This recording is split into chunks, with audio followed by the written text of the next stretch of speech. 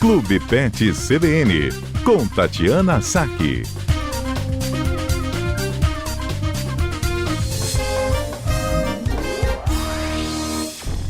Olá, Tatiana Saque, bem-vinda por aqui, boa tarde para você. Boa tarde, Johnny, boa tarde a toda a equipe e aos ouvintes da CBN. Hoje a gente vai falar um pouquinho do papel dos cães aí e como eles foram acompanhando, né, o desenvolvimento da humanidade ao longo dos anos. Não é de hoje que os cães fazem parte da nossa vida, né, Tati?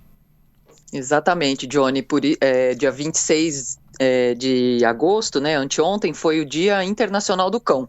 Então eu achei que seria bastante pertinente a gente falar um pouquinho a respeito dessa relação cão e humano, né, porque ela já data aí de pelo menos 12 mil anos, que foi quando os primeiros cães começaram a se aproximar dos homens e a serem domesticados, né, em torno de 12 mil a 32 mil anos atrás. Então eles foram se aproximando ali do ser humano em busca de alimento, né, e os mais mansos foram ficando e foram permanecendo próximo dos humanos, se isolando dos seus grupos originais e ficaram até hoje. Naquela época também já era um animalzinho ali de estimação para acompanhar, ou há relatos de que eles eram usados, por exemplo, na força de trabalho, coisa do tipo, Tati? Na verdade, assim, os primeiros papéis que o cão desenvolveu, né, junto à humanidade, né, junto à sociedade, foi proteção de território e ajuda na caça, né? Então eles faziam tipo uma colaboração, né? Só depois que as raças começaram a ser mais selecionadas e aí elas começaram a ter outras características, né, como cães de guarda, cães de caça, cães de aponte, tem os terriers, tem várias classificações dos cães que passaram a desenvolver determinadas atividades junto aos humanos. Mas isso demorou bastante, isso é bem recente, assim, né? Eles só foram efetivamente domesticados quando o ser humano começou a ser sedentário, né, e a ter essa vida agrária, e a partir disso que começaram a surgir as diferentes raças. E, Tati, a gente tá falando de um período que as pessoas não tinham um lugar muito fixo, eram um pouco nômades, né? Nesse período aí, os cães já estavam presentes na vida do ser humano.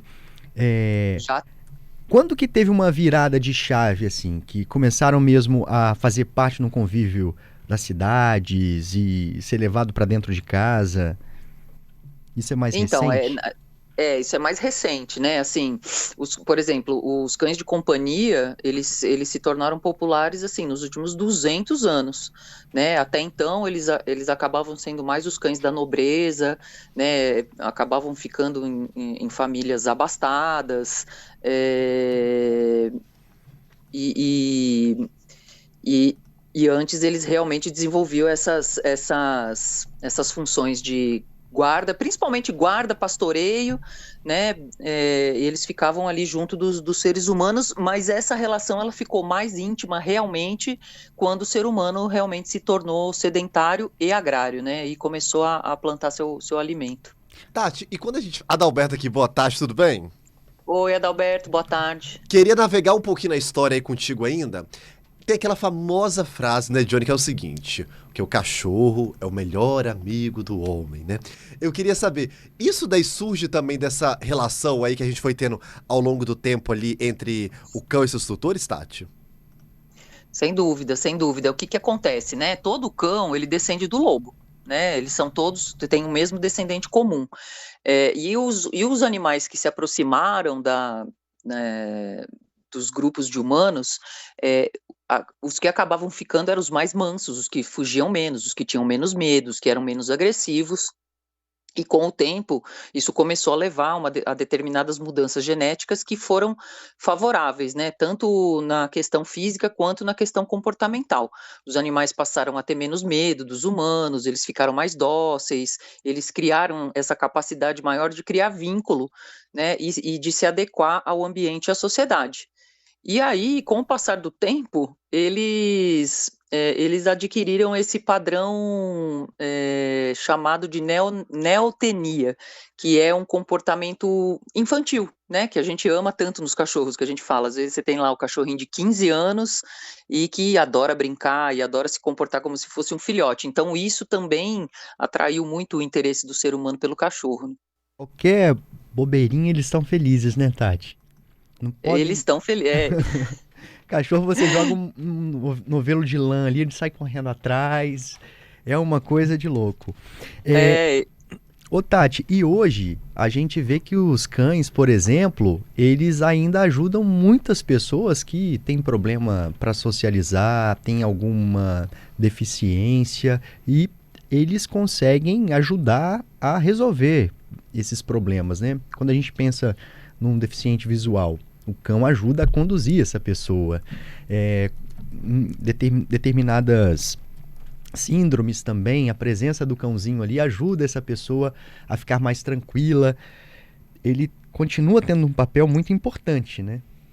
Não, sem dúvida. Assim, na verdade, hoje em dia, né, na sociedade atual, né, nos dias de hoje, os cães eles exercem inúmeras funções na nossa sociedade, né? Não só a companhia e não só a guarda da casa, mas existem os cães médicos que são treinados para detectar alteração em pacientes que têm doença crônica, como por exemplo um quadro de diabetes ou uma pessoa que tem uma epilepsia.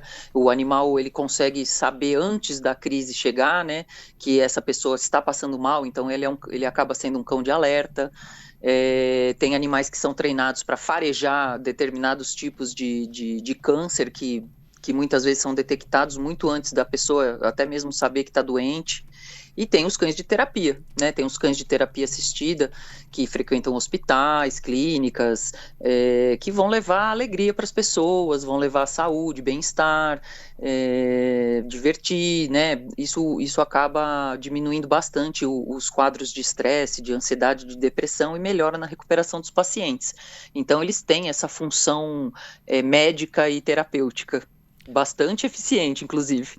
Tem um filme muito legal que fala sobre esse trabalho, posso dizer assim, talvez, né, que os cães fazem em identificar o câncer pelo cheiro. Tem um filme muito legal, acho que é de 2020, 19. É uma mulher e tem um cachorro, o cachorro da vizinha vai muito na casa dela e ela se irrita com aquele cachorro o tempo todo e um dia ela acaba atropelando esse cachorro. Porque ele estava beirando muito, estava sempre ali na cola dela. E a dona do cão descobre, fala para ela, mas há quanto tempo você tem câncer? Ela disse, eu não tenho câncer. Aí ela conta que o cachorro estava indo atrás dela por causa do cheiro e ela, por fim, descobre mesmo que estava com câncer. É um filme muito forte. Interessante, eu quero assistir. Procure depois. Juntos para Sempre. Juntos para Sempre. Vou procurar. Já fica uma dica de filme para os nossos ouvintes. Fica. Ô Tati, mais cedo a gente conversando aqui com uma amiga, ela falou sobre a questão dos animais darem indícios que estão gostando ou não estão gostando da gente, daquela interação. E ela falou sobre o espirro do gato e do cachorro. Quando eles começam a espirrar muito perto da gente, diz alguma coisa? Conta aí. Não, o espirro particularmente não. O bocejo, sim. O animal, quando ele boceja em excesso perto de pessoas estranhas ou de um ambiente que ele não conhece, normalmente é um indicativo de estresse. Ele boceja para dar uma aliviada no estresse que ele está sentindo, na insegurança que ele está sentindo. O espirro não, o espirro tem mais a ver realmente com questões fisiológicas ali, de reflexo do sistema respiratório, mas o bocejo, com certeza. Porque é curioso agora. agora. O mito. Do bocejo. O bocejo, eles bocejam. Porque muitas vezes, por exemplo, quando a gente atende um animal no consultório, né? Muitas vezes ele tá lá quietinho, parecendo que ele tá adorando e que ele não tá ligando muito para aquilo. Às vezes o cachorro é mais tímido, tudo, e ele tá ali na mesa e ele tá ou com a cara virada para outro lado, ele não tá te olhando diretamente, ele dá indícios de desconforto e que muitas vezes a gente não interpreta como desconforto, e o bocejo é um dos sinais de desconforto do animal. Ou quando ele lambe muito o focinho também, o animal fica ali o tempo todo lambendo focinho e bocejando, é um sinal de desconforto, de que ele não está se sentindo bem naquele ambiente. Entendi. Sabe que nós fomos informados aqui mais cedo? Ainda bem que temos você, Tati. Que às vezes o gatinho chega perto de você e vai dando aqueles espirrinhos. E aí disseram que é porque ele tá feliz. Aí é o jeito que ele demonstra que tá feliz. Ele fica espirrando perto de você. Então... Olha, eu desconheço eu desconheço essa situação, assim, eu particularmente, assim, nunca vi, os gatos, eles gostam muito de esfregar, de dar cabeçadinha na gente, né, eles muitas vezes eles pedem carinho até mesmo dessa forma, mas realmente o espirro eu acho que fica mais pra questão fisiológica mesmo, fisiológica e patológica. O gato demora mais pra se aproximar do que o cão. Isso tem um motivo, Tati? Olha, eu vou dizer que depende do gato e depende do cão, Johnny, porque assim, a gente hoje em dia eu vejo tantos gatos assim que são altamente sociáveis. Claro que o gato, ele tem um instinto mais primitivo, né? Então, muitas vezes ele é realmente mais desconfiado, ele demora, mas não é uma regra, assim. Eu, por exemplo, eu tenho 3 gatos em casa. Os meus 2 gatos, eles fazem festa para todo mundo, brincam com todo mundo. O outro não, o outro tocou a campainha e ele desaparece. Esse realmente tem um instinto bem dominante ainda, do medo, assim, ele se esconde. E a hora que bate o portão, que ele sabe que a pessoa foi embora, dá 3 segundos, ele tá olhando pra minha cara. Assim, ai, graças assim, a Deus. Ele aparece do mesmo jeito que ele desaparece, ele reaparece. Parece que ele tem uma capa de invisibilidade. Ô, Tati, obrigado, viu, por mais esse comentário aqui. A gente te espera na semana que vem. Eu que agradeço. Até a próxima quinta.